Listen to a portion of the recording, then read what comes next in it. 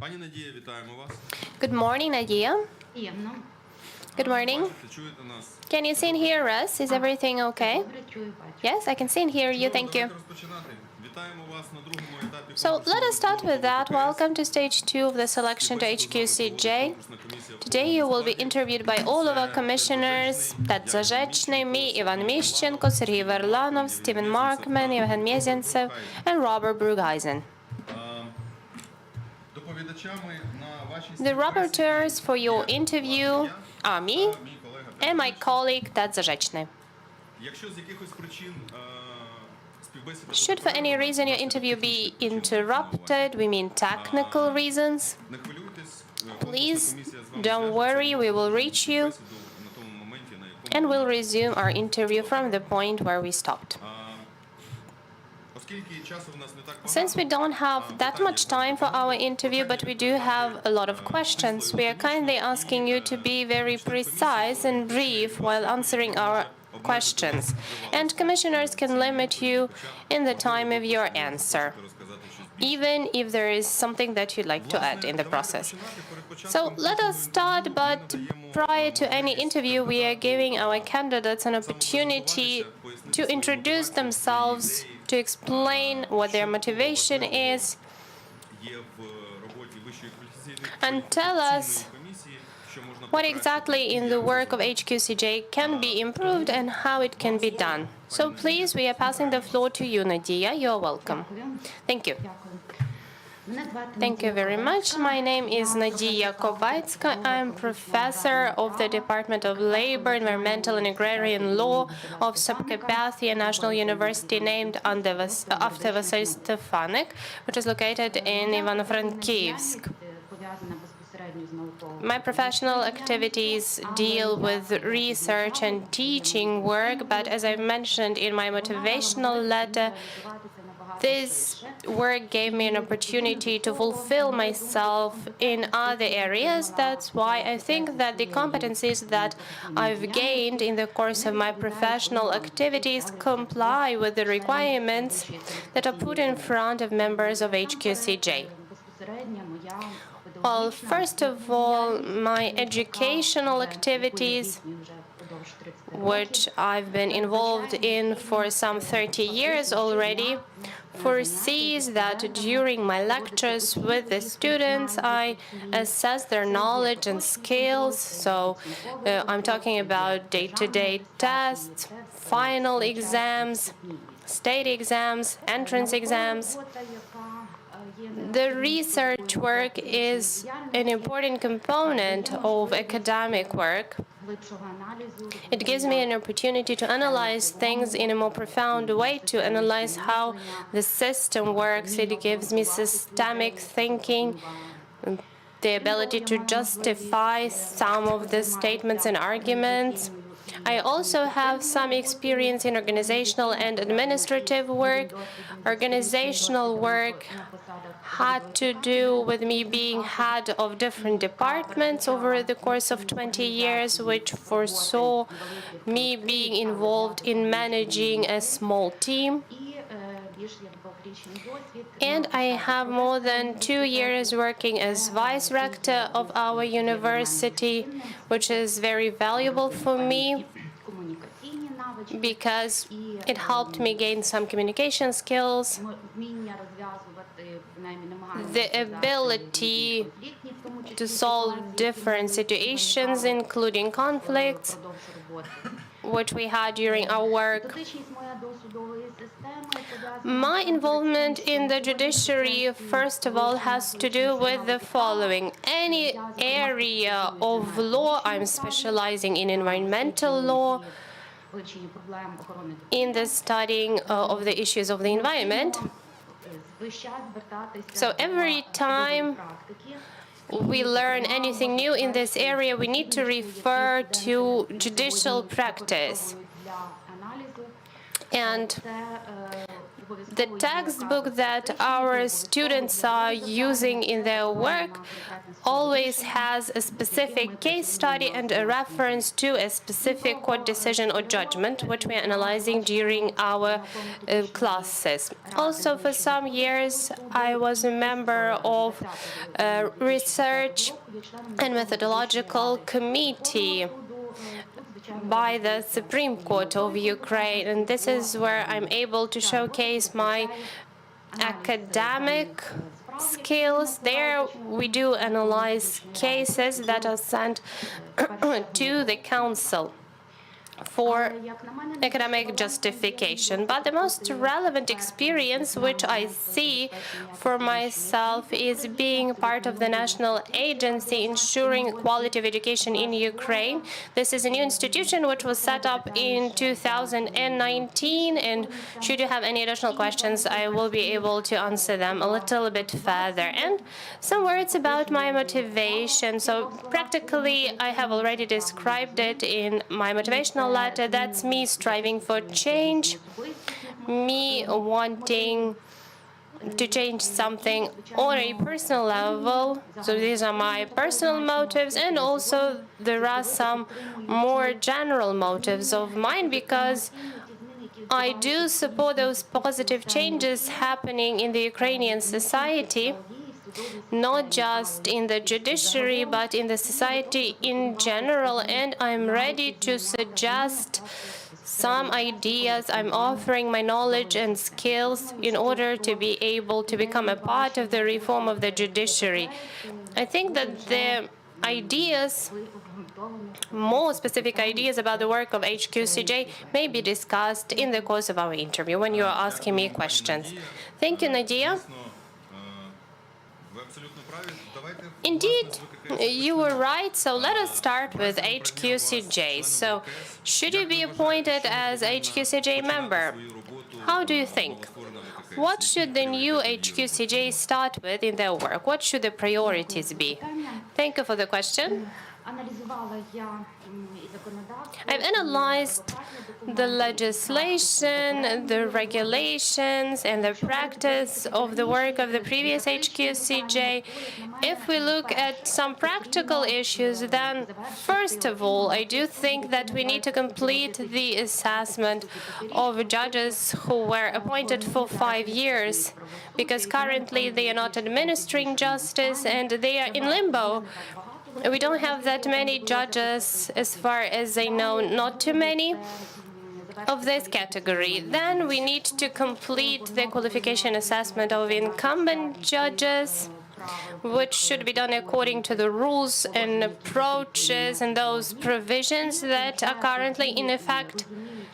And then understanding the number of judges, the number of vacancies, we will be able to conduct a selection of new judges. As far as this selection is concerned, I have my ideas, and if there is enough time, I could tell you a little bit more about it. Yes. So, as far as the selection is concerned, please share your ideas. So the selection of new judges. First of all, that was already mentioned in my motivational letter. I believe that we need to make the specialization more profound. What I mean by that? It means that a person can be professional in a narrow field. So we are not talking about, let's say, if they are a teacher, so they can teach only one discipline. What I'm talking about is a selection exam that will be able to give us an idea about the general knowledge in the field of law. There should be some tests there, tests related to different types of law in different jurisdictions. Also, the candidate need to decide for themselves what type of court they want to work with: trial court, administrative court, criminal court. And then they should proceed with their training focusing on this specific area. Then we can make the duration of training shorter. And we can look into other types of jurisdictions, not in so great detail. Then, if we are talking about qualification exam, then the questions should be asked only about that type of jurisdiction that a person wants to specialize in. And as far as legislation is concerned, I've studied it. With regards to selection of new judges, no involvement of PIC is foreseen, and no involvement of the society is general. So if we are talking about qualification assessment of incumbent judges, we should be following the rules that were set out for the previous assessment. And then we need to establish cooperation with PIC. As far as the assessment of candidate judges, we need to involve the civil society. But here I would use the experience from environmental law, which is very special. We do have these mechanisms in place, the mechanisms for the involvement of the civil society. So during special checks of future judges, we can give the society without creation of any public councils, because I do believe that there is some conflict there on how to delegate the mandate, on how to coordinate. At our Institute of Environmental Impact and Assessment, we do have this element where the civil society is involved, and their civil society organizations within established timelines can provide their comments, opinions, and concerns with regards to a judge, and at the same time this candidate will be able to either confirm or disprove some of these things. We can, following this discussion, create a kind of a spreadsheet and include the information provided by civil society organizations into it, and it will make the work of the Commission easier. So the limitations with regards to civil society organizations that we currently have in the law on judiciary and status of judges, for example, in environmental law, we do have this active participation of civil society organizations. So, excuse me for interrupting you. You are for making the role of civil society wider. No, it's not about making it wider, but it's about changing the form of participation in the process. It is clear now. Thank you. If we look at those 2,500 vacancies that we are currently having in the judiciary, indeed, I agree that the number should be checked in view of what is currently happening, but let's say this is the number of vacancies. The number has been confirmed. We need to select these judges quickly. And at the same time, we need to look at quality.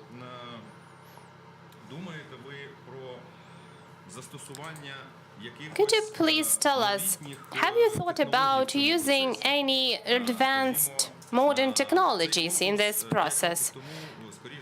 5 years ago, the selection probably couldn't have happened because of the technologies that we are currently having.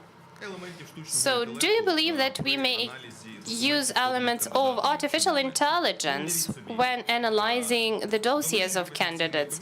Let's assume that HQCJ receives 2,500 applications, and the civil society has at least a number of concerns with regards to every candidate, and then we need to develop tests, deal with the exams, and it's just the 16 HQCJ members and the staff, not enough people. So maybe your experience of working at a university will help you in processing this scope, this bulk of information. Yes, indeed, I'm a supporter of information technologies. For instance, 10 years ago, I didn't know about the existence of these additional supplementary technologies. With the COVID pandemic, we were helped because we are currently using these instruments of distance learning, of remote studies. So that is why I think we should definitely implement these technologies in the work of HQCJ, use specific software. I cannot tell you about the use of artificial intelligence as an essential component in reviewing the dossiers, but let's have a look at the software. For instance, when we receive the documents, and I do have this experience of preparing the application, so I know how it looks like. For a candidate, we had to use a USB flash drive. I do believe it's a little bit outdated. There should be a specific way to do it online via a website, and it would be much better. I was also thinking that even today, when we have the security concerns,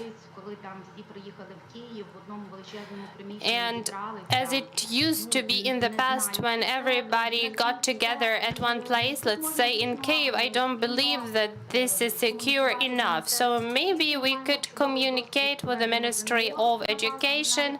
They have this experience of organizing independent external assessment in different regions with the involvement of outside observers. For instance, at our university, we have rooms with video surveillance where something like that could be organized, some examinations, for instance. Yes, so I do support the use of technologies.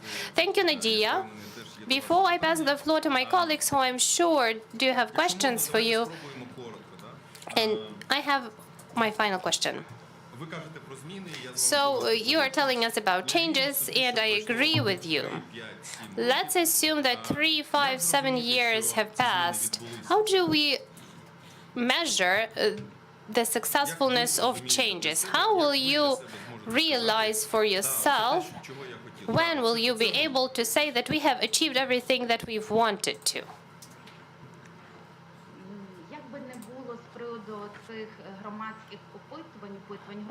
Well, we have these surveys of public opinion, and I do agree that they are not always representative. But my experience of working at the university shows me that when we didn't have the independent external assessment and the public was dissatisfied, the public talked about corruption. And if today we ask people about corruption in academia, I think people are less concerned. That is why the opinion of the civilized civil society, which is definitely developing in Ukraine, I think that the opinion of the civil society will be the indicator of change. Thank you. I'm now passing the floor to my colleague Ted Zarzeczny. Good morning, Professor Kobetska. We're very pleased that you have joined this process and submitted your application, along with the others, for consideration of membership. One of the, as you know, things that we have done is invited candidates through their motivation letter to provide us with their ideas and their insights for the improvement of public trust in the judiciary through the activities of the High Qualification Commission. I studied very carefully your motivation letter, and in particular your response to this area of concern of our commission. And not surprisingly, you emphasize the importance of education to the process of judicial consideration, judicial applicant consideration. You yourself are a distinguished academic as we know, and you have spent 28 or 29 years of your work in the law entirely devoted and dedicated to senior or higher education. One of your suggestions is to deepen the specialization of the system of courts and judges. Now, we have had other candidates who hold quite the opposite point of view, who have indicated that because the majority of judges work as first instance court judges and therefore have a wide jurisdiction, a wide variety of cases, that it is important that there be a generalization of their education and experience. I wonder if you could comment with respect to these competing views or approaches.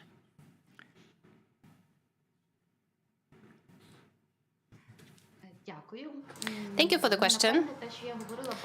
Well, what I meant is that basic training of a lawyer and something that is mentioned in my motivational letter, that's the change that I'm waiting for, the change within our preparation of master's students. I do believe that this will be able to ensure that our students have a general comprehensive view of law and all its areas.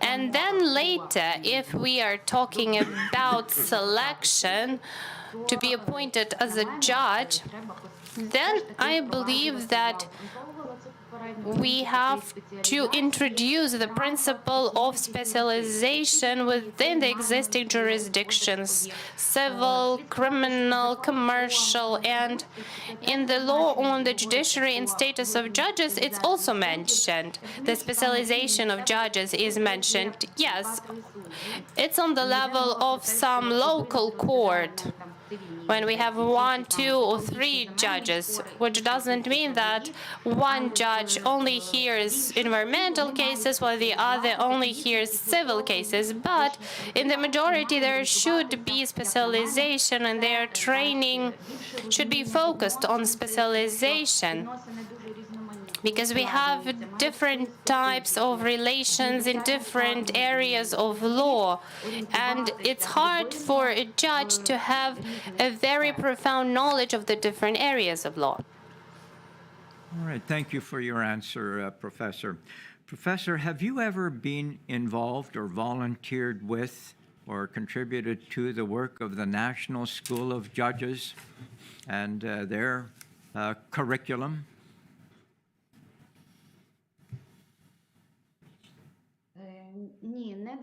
No, I've never been involved in the work of the National School of Judges.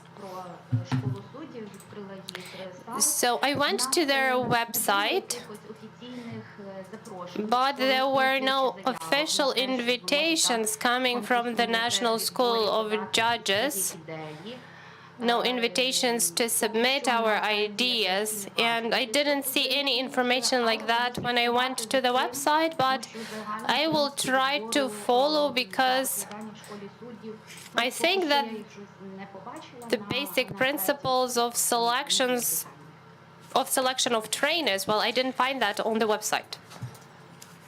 All right. The other question I want to ask, because there's nothing in your motivation or biography that suggests otherwise, have you ever had actual experience with working in the courts other than as a scientific advisor, of course, which is very important, or any experience in the evaluation of judges or their work?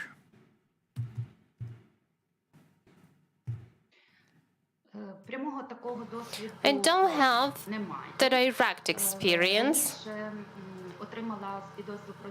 but I did have a license to practice law. It was a long, long time ago, and I planned to become a lawyer, and I even had one successful case, and I'm telling about this case to my students. But since I was not able to cope with the workload, with everything that I had, and when the changes for lawyers were introduced, everybody had to get registered and to report. That's why I terminated my license to practice law back in the time. So that's my only experience. Thank you. A final question, and I was very impressed with your answer to one of the questions that we put to all candidates, and that is the challenges that you might consider for yourself if you should be appointed a member of the High Qualification Commission. And you said, I think very honestly and very candidly, I sometimes need more time, more intellectual and emotional effort. You are aware of the enormous challenges that are going to be faced by the High Qualification Commission of Judges of Ukraine, and therefore that will be faced by the individual members of the HQCJ. And that is the sheer volume of work. There has been no qualification commission now for many years, a number of years.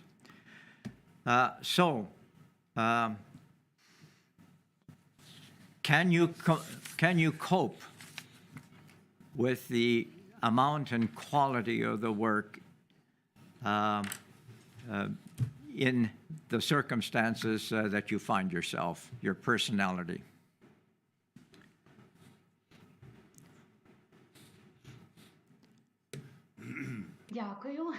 Thank you for the question. Yes, I did write this in my motivational letter because I was thinking indeed about the type of a person that I am. And for me, in order to be able to make a decision, I need to analyze all the circumstances in the most profound way and to come at a conclusion that this decision is correct under the existing circumstances. But that is something that I have lived in for my entire professional life, and I think that my professional accomplishments do show that I'm able to cope with the workload. Plus, the workload of an academic is not much lower because we are lecturing, we're doing research work, managerial work, organizational work. Otherwise, I would not have applied for this selection had I felt that I would not be able to cope. All right, thank you for your answers. I will turn you over to other colleagues. They have questions, I'm sure, as well. Thank you. My turn, Mr. Chairman. You don't need to ask. Thank you. Well, it's my job to ask questions, Chairman. Professor, yesterday the President of Ukraine gave a speech about corruption. Have you seen that? About what? No. I believe it was yesterday. To be honest, Maybe the day before yesterday. I did not see it. It was the 22nd of January. Maybe yesterday or the day, maybe on Saturday. You haven't seen that? That was regarding a minister, where there were some allegations by Nabu. Deputy minister. Have you seen that? And the president, maybe it's a good idea that you read it, says that in a society that feels justice, the unity of people is always stronger. So what the president says is that you need to have a strong sense of justice and justice to be done, and then the unity of the people gets stronger. Is this an idea that you can follow?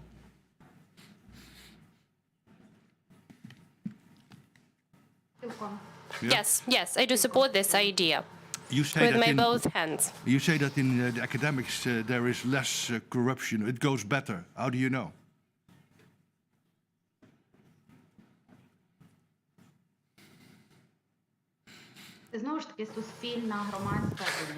This is the opinion of the public that is giving me this knowledge. We can see what people are writing on social media,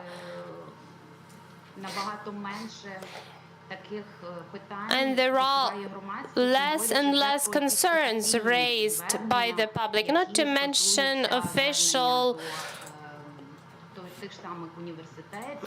allegations against universities or institutes. In the past, we used to have many more conflict situations, which we don't have anymore. We practically don't have them anymore. In your motivation letter, you say that you're someone who considers yourself, to be a lawyer from the world, someone with an international view. That's correct, eh? I can read it.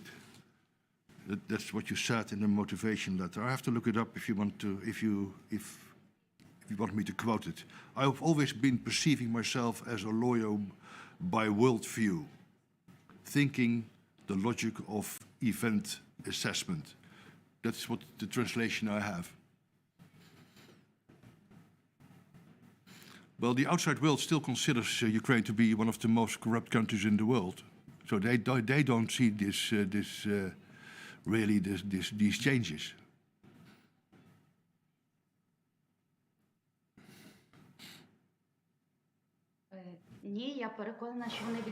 Well, I think that the changes are indeed happening, not maybe at the pace at which we'd like to have them, but what we have been doing in recent years, and I can again provide an example from my sphere of environmental law.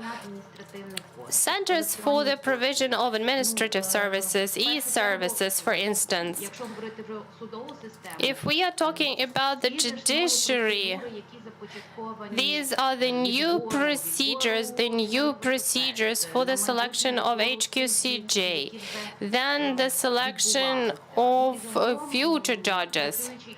And in general, working with students, I see changes in the society.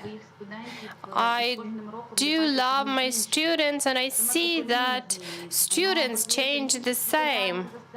The generations become different. They have a different worldview. They don't have the stereotypes anymore. They are absolutely free in their thinking. And I'm convinced that a drastic change will come, but we do need to wait for it. The problem is about the systems being very closed. The judiciary has been closed for quite a lot of time, and now we are having these painful, maybe not painful, but changes that need to ensure its openness, and we are gradually getting there. We're gradually getting to the change. Okay, well, I've been in this process now for a bit of time. We have had interviews for a week. And if I say this, let's say, not so nicely, what I see is that many judges have acquired quite substantial wealth. And in my view, but maybe that's limited, they may have acquired this only in two possibilities. Either they have inherited it, or they were able to acquire it in a different method. What is your view on that? And is it, in your view, a good idea that judges have substantial wealth?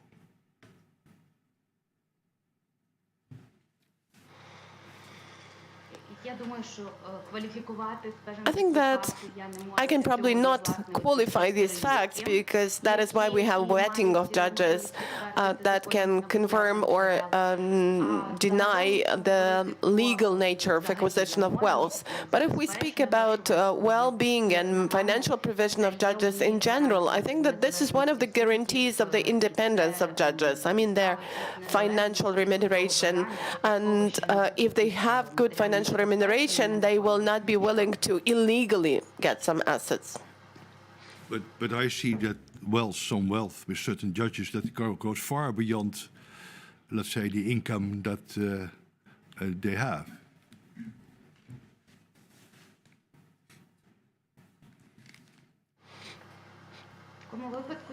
Well, in this case, the assessment should be made by law enforcement bodies, and the selection commission should follow the criteria of integrity and give its assessment. And the society is already giving this assessment. We can see the assessment. Yeah.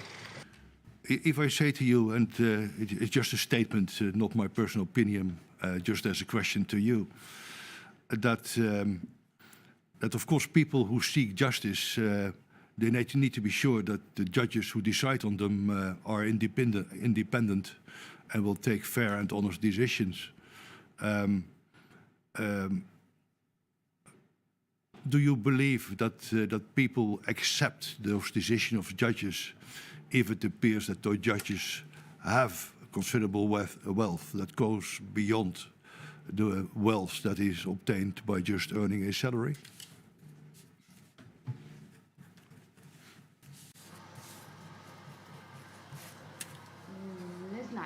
Well, I don't know. I think it depends on the age. If we speak about the generation of a little bit older people of Soviet type and with Soviet approaches to assessment of other people, for them this is probably important. And maybe this is even the first thing they are looking for when trying to find information about the judge. If we speak about the young generation, it's more important for them whether the judge is objective and impartial in considering the case, how he motivates his decision, and not exactly what car he has. Is that so? That if you are, let's say, a young individual and you go to a court, you have a dispute about 5,000 euros, and your opponent is a strong and rich company or a important state body, that you do not think it important that the judge arrives in a very big car?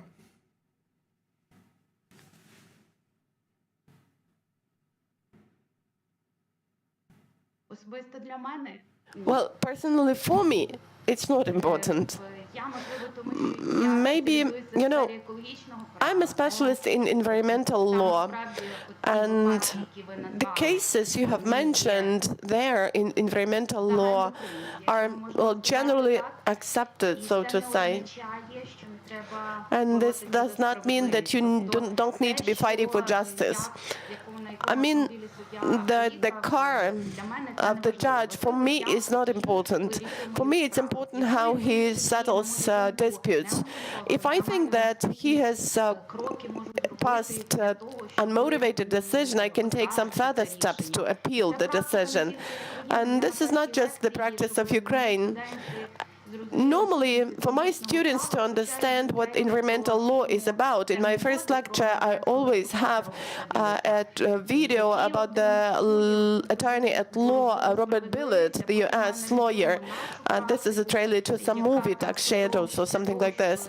And then we see the example of the person who is trying to get to the final decision, and the EPL, Ecology People Law, has been fighting for some decision for some 12 years. So this is what the approach actually is. There's a lot of, let's say, research done regarding the behavior of judges and the trust that such behavior generates. And the saying is, it's not only about justice to be done, but to be seen to be done. It's also about the perception of people have in the judiciary or in the academic world. So perception is perceived to be important. But you apparently do not share this idea.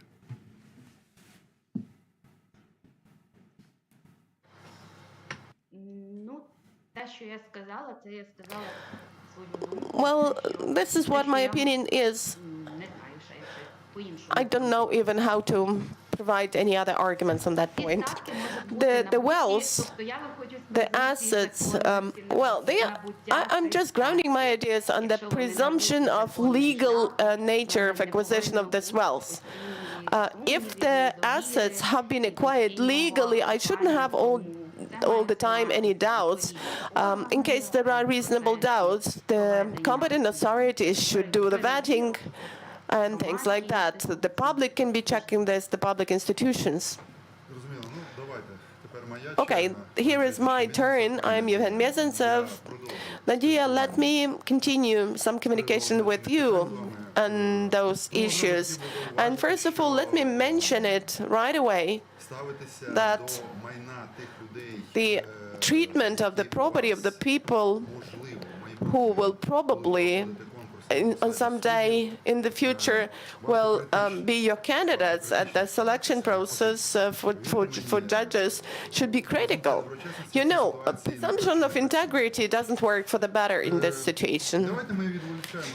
But let's distract ourselves from general theory and let's try to have some specific questions in relation to the functioning of the High Qualification Commission of Judges of Ukraine and probably on the improvement and excellence and development of this commission. Let's assume that here we have a situation like this. The High Qualification Commission of Judges has introduced open voting of all members of the HQCJ with the possibility of public monitoring of all the scores and all the assessments and points that are given by the HQCJ members for the specific stages of the competition and for specific tasks to be performed by the candidates.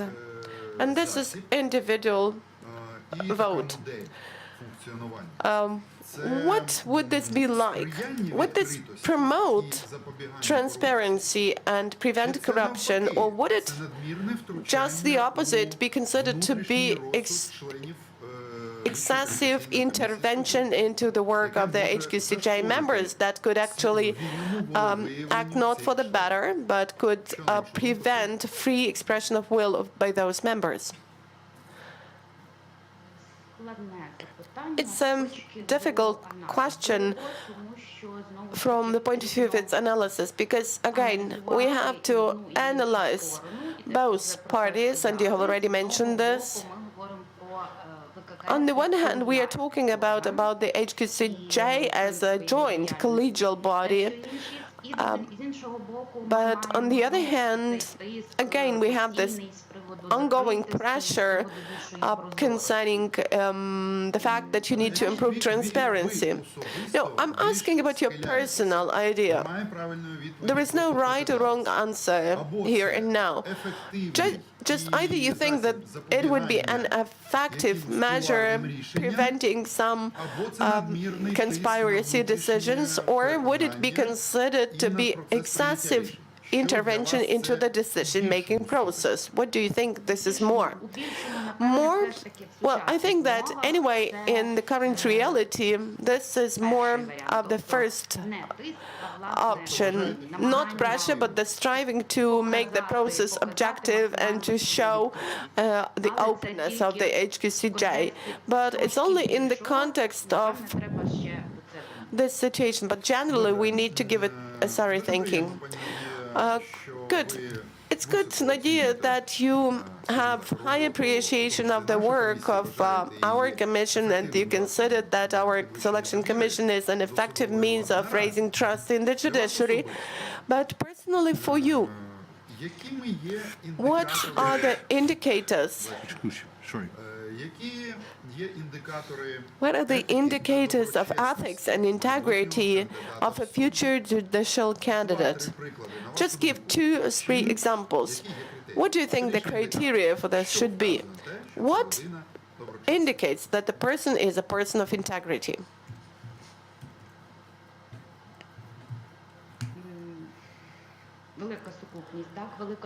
Well, in fact, there is the whole set of factors. I don't understand. I have to point out some of them.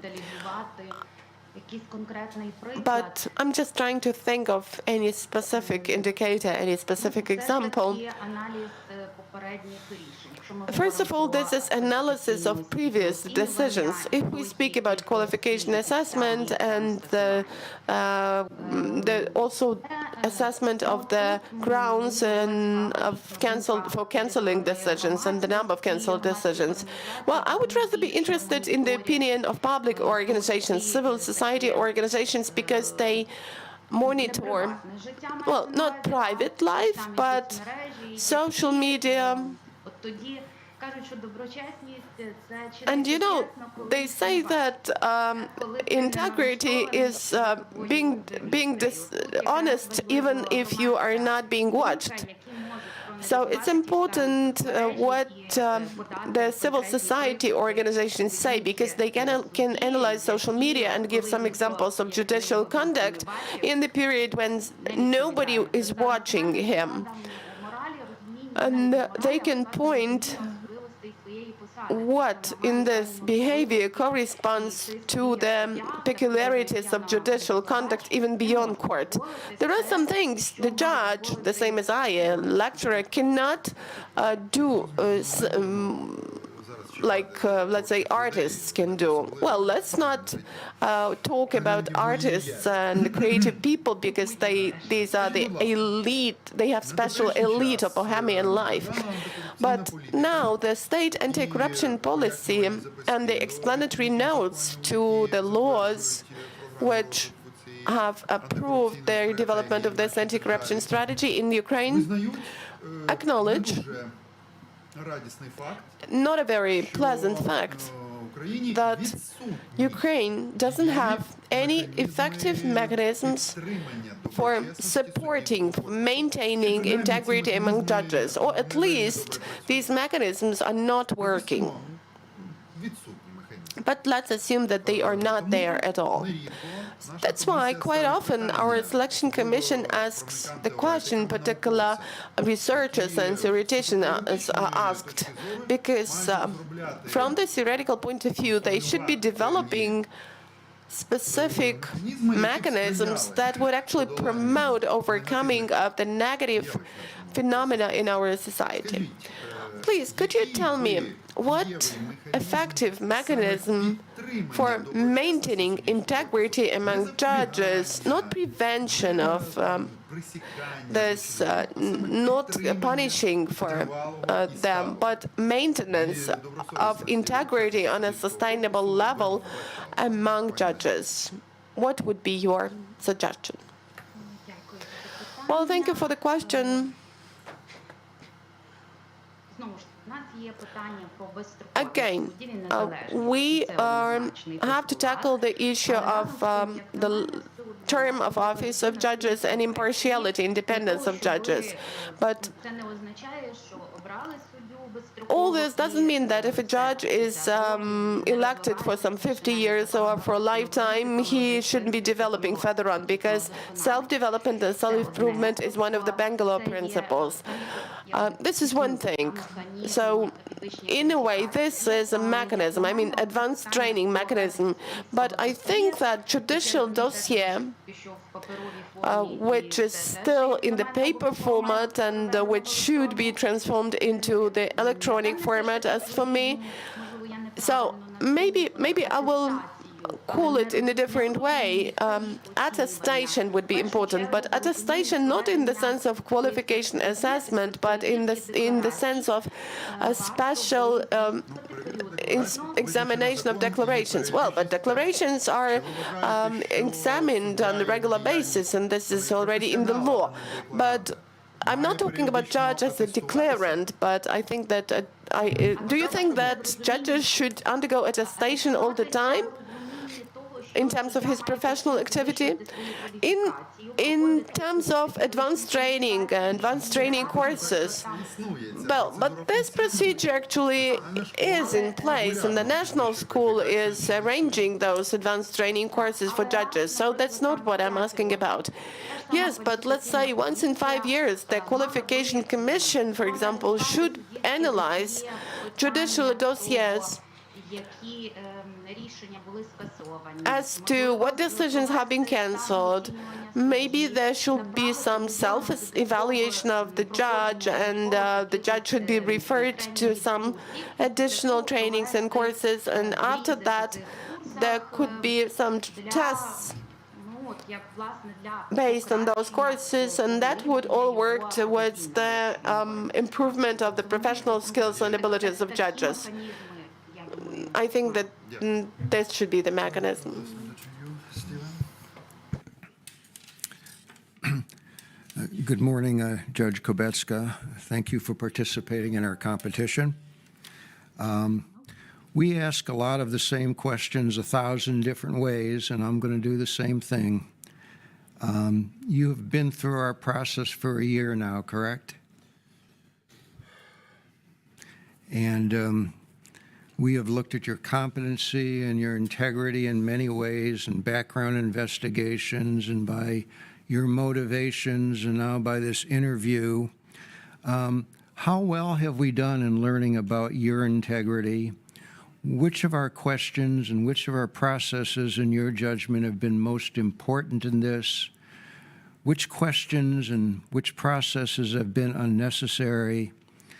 And how would you, if you elevate to the High Qualifications Commission, going to do as well as this commission, and then do even better in judging the people who go through your process? A lot of questions, but it's all focused upon how you're going to assess candidates' integrity and competency, of course.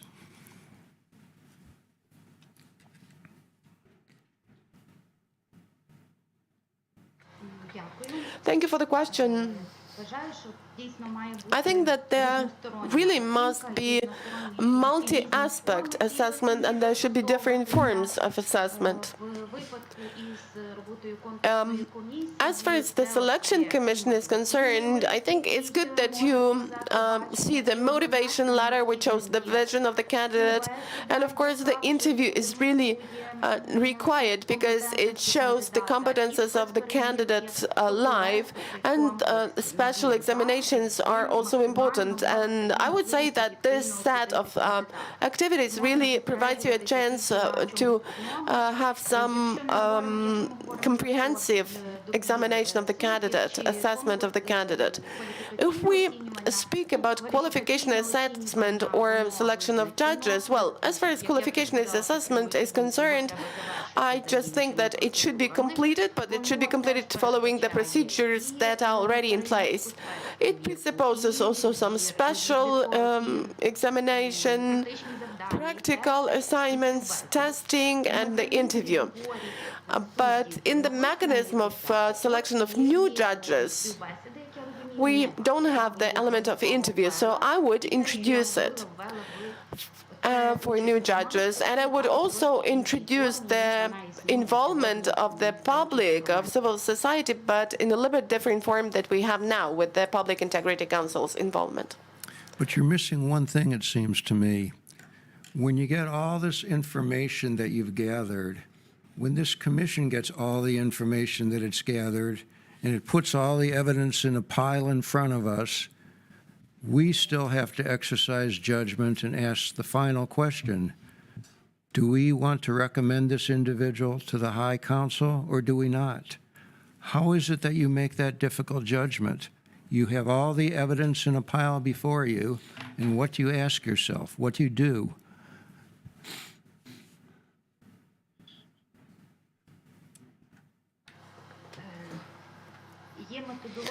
Well, there is a methodology. And I think that the methodology developed is very good. Seemingly, it is a general methodology, but at the same time, I would say that it is rather specific. And the methodology applied by the selection commission, since, I was trying to make some self-analysis, self-assessment, while following this methodology. So this methodology is good, and this is the methodologies that would be applicable at this selection of judges. There must be some indicators, there must be some criteria. As the expert of the National Agency and Assurance of the Quality of Education, because I'm a member of this agency, we've got 9 criteria divided into several sub-criteria in their turn. And these are not mathematical criteria, but anyway, they outline all the basic requirements for our candidates, in this case for educational curricula. And in this case of Qualifications Commission, this would be requirements to the candidates. And this is the joint work of people of different professions, lawyers, psychologists. But I think that we also have best practices in other countries, and suppose the methodology applied by the Selection Commission is also a good methodology. But anyway, the methodology needs to be linked to some criteria, and that's what the grounds for my decision would be. But let me repeat a question we had on our motivation form. Out of all the good people in this process, and there's many, many good people, in fact, there's many, many good people who are not even we're not interviewing, many good people. And I congratulate you for being one of those people we're interviewing. But how do we know that you're the right person among all those good people? You're not competing with people who are not thoughtful and insightful like you are as well. And how do we choose among good people?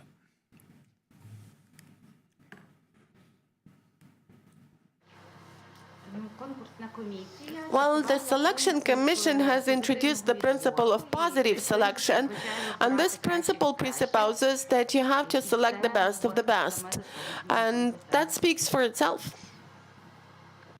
Let me ask you a more specific question, if I can, that you might have to confront at some point if you were placed upon the High Qualification Commission. You and Mr. Burkhuis and my colleague spoke a few minutes ago about trying to ensure that those who seek justice get justice and maybe have the appearance that justice is being given to them. All these things are very important in the process. You are mainly talking about justice in the courtroom, but I'm talking about justice before the High Qualification Commission. You've practiced a relatively narrow area of law for at least the last 15 years. You have great confidence in your ability, and I think it's probably merited. You say that you are a woman who is always a person of principle. You are always making decisions on objective grounds. You have great expertise in your specialty. You've mentioned that specialty at least 4 times today, which I understand to be environmental law. You've written 180 papers on that. What happens when you get your first judicial applicant who says, yes, I've read your papers, Professor Kobetska, and I don't agree with them. I have a much different perspective on the environment than you do.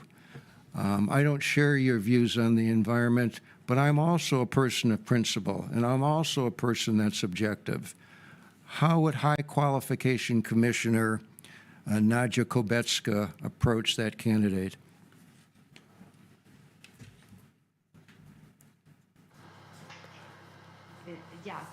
Thank you for the question.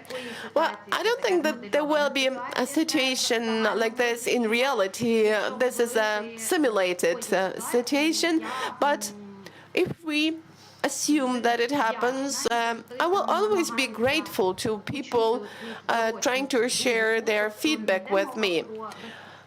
I don't mean some ungrounded criticism. I mean that if some other person has a different opinion and can argument it, can tell me why my conclusion has not been motivated in a certain article, well, That may well happen. We are talking about the decisions that are based on the circumstances that are known to me at a certain point of time. And the conclusions have resulted from my analysis, but maybe I missed something. Maybe I chose the references in the wrong way.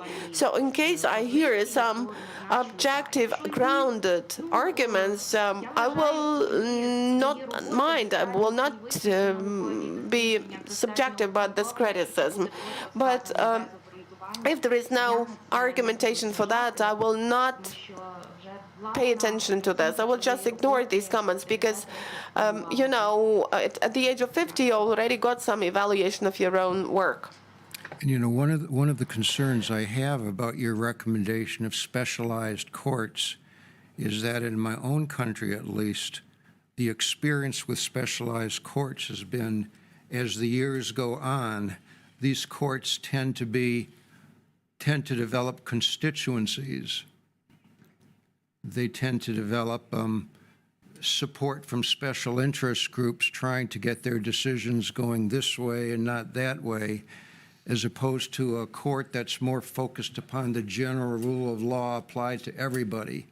This has been the progress of many specialized courts that become more and more like legislative bodies and less like judicial bodies. Maybe you haven't had that experience, I don't know, but there are many such judicial institutions in the United States that seem to have suffered from that. Any thoughts on that final comment? Well, in fact, I haven't heard about this practice. I have not made any analysis of those issues. But I think that operation of our Supreme Court, the members of which are researchers as well, and I'm following their publications, and I can see that this is very good because they have overcome this detachment between science and practice. And they are now developing their new system. Unlike the system of general law, our system is different. But researchers have already brought into the system the understanding of the essence of the law, the spirit of the law, analysis of cases via the prism of principles of justice, reasonability. And in environmental law, this is extremely manifested. But this is the level of the Supreme Court, which also means that this is its mission in the society. I'm not talking about local appellate courts and other trial courts. Okay. Thank you for your time, Judge Kobetska. Appreciate it. Oh, I'm sorry, Professor Kobetska. Nadiia, so let's continue with the same topic of assessment of judicial candidates and incumbent judges as far as the criteria of integrity and professional competence are concerned. Let me ask you the following. What do you think? What should be the standard, the burden of proof, the standard of proof? What standard of proof should be the most relevant when we are assessing integrity, and why?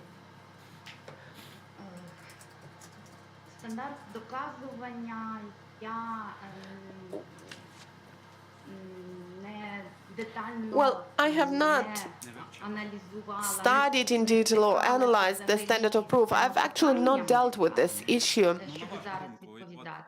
Yes, but what do you think of this, even if you haven't faced this and dealt with this? What should be the standard of proof? I can speak about certain presumption principles, like the presumption of integrity or lack of integrity, on the basis of which some conclusions can be drawn. So I've come across some information about that, and I think that if we take into account this presumption of integrity or lack of integrity, they are not that much different in terms of procedural issues, but they are different different about the principles you set down, the settings you set down for your assessment. If you ground your decisions on the presumption of integrity, you are convinced that the judge is a man of integrity, and you analyze the evidence, the facts that have been explained and provided to us, and I have to refute my initial idea. But if I ground my decision on the presumption of lack of integrity, this means that I should think that the candidate is not a person of integrity.